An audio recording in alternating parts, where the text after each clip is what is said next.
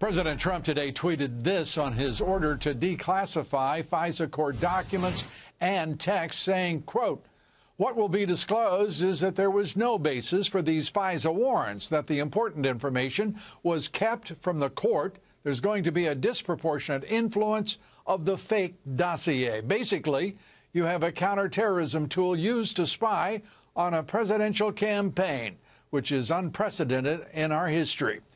Congressman Jim Jordan, who serves on both the Judiciary and Oversight Committees, also a co-founder of the influential House Freedom Caucus. Congressman, you, among others, have been calling for this for some time. At this point, do you have a sense of how long it should take for the Justice Department, the Director of National Intelligence, the FBI, to do what the President has ordered them to do?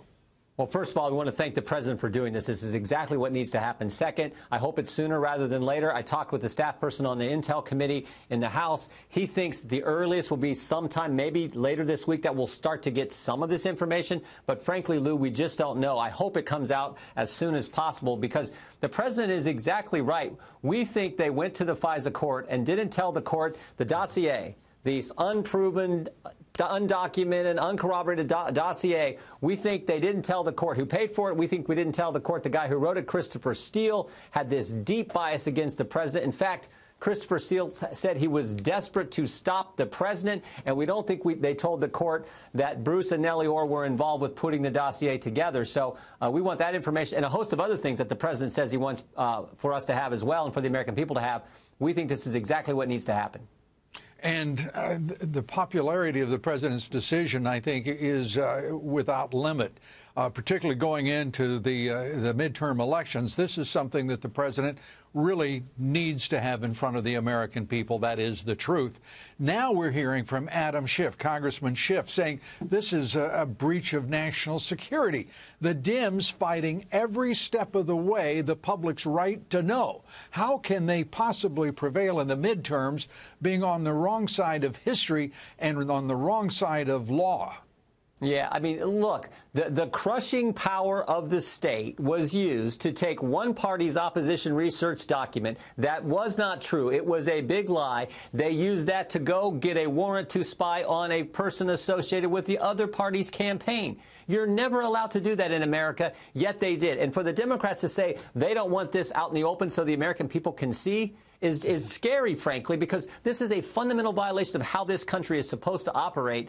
This is why it's so important. And I tell you what, the President not only is going to release, declassify and release this FISA, this portion of the FISA application. 20 pages, he also right. says every conversation that these key people had, Comey, McCabe, Strzok, Page, and Orr, all the text messages, all the communications they had, he wants that public as well. And that's critical, because think about those 5 people.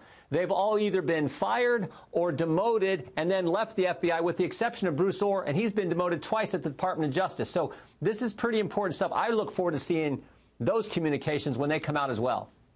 I think we all look forward to it, Congressman. But again, we come back to that issue of how long.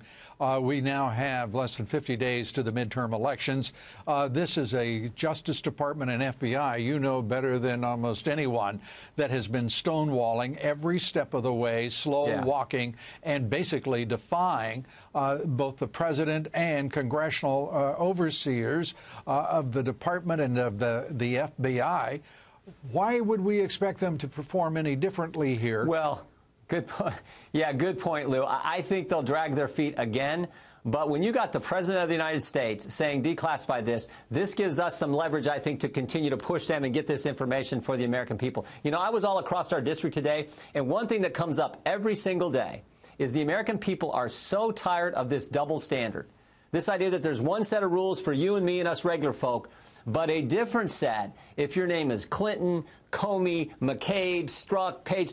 That drives Americans crazy, and this is all part of getting rid of that double standard, making sure that only the right things happen at the top levels of the FBI by getting this information public. And I want to thank the President for having the courage to bring this forward for the American people. Absolutely, and it is. We should be clear. It is a statement of openness and transparency in his administration Other presidents have promised. Very few have even approached this level of effort to make certain that it is an absolute fact. The texts themselves, to me, I see no reason. Chris Farrell of Judicial Watch, Devin Nunes, the chairman of the House Intelligence Committee, both have said this should take only days to get these documents, the 20 pages from the FISA court application. The text, what, another week, 2 weeks? I know I keep coming back to this, but we need a sense, if you can provide it, some insight into how long should the president put up with nonsense if his Justice Department now, his DNI, slow walk him. Yeah, look, like I said, I talked with a key staff person on the House Intelligence Committee. He thinks we could get some of this information as early as this week. I think that'd be great. I don't know why we didn't have these text messages and communications before this. I'm glad the president asked for them. But what I really also want to see are the communications Bruce Orr, top Justice Department official, had with FBI personnel after each and every conversation he had with Christopher Steele and Glenn Simpson. He had a conversation with the FBI. I want to see those notes. That's also in what the president has asked to be given to Congress and therefore to the American people. I think that will be critical information because, remember, Bruce Orr continued to meet with Christopher Steele after the FBI had fired Christopher Steele for leaking information. And Bruce Orr continued to meet with Christopher Steele after the Mueller investigation began. I think those are important communications to see. What did the FBI actually record when Bruce Orr sat down with the FBI after the Mueller investigation began and he was still meeting with Christopher Steele? I think that's valuable information. That's scheduled to be released as well. I want that as soon as possible. And that the president is ordered to be provided in unredacted form. It's going to be a fascinating few days to an uncertain point in the future. Congressman Jim Jordan, as always, great to have you with us. Thanks so much. Good to be with you, Lou.